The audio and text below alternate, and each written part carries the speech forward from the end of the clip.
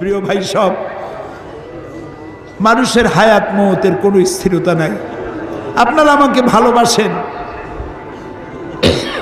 এর জন্য আমি কৃতজ্ঞ। আমি আপনাদের কাছে দোয়া চাই, যেদিন আপনাদের কানে যেদিন খবর আসবে সাইদি নাই, একদিন ইতিহাস থেকে আমিও হারায় যাব।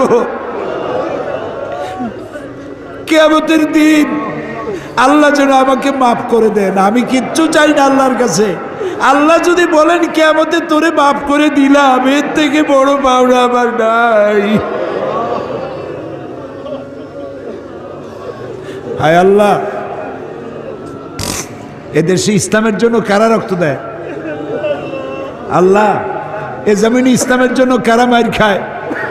এ জমিনে ইসলামের জন্য রাস্তায় রাস্তায় জীবন দেয় কারা? তুমি কি চেনো না?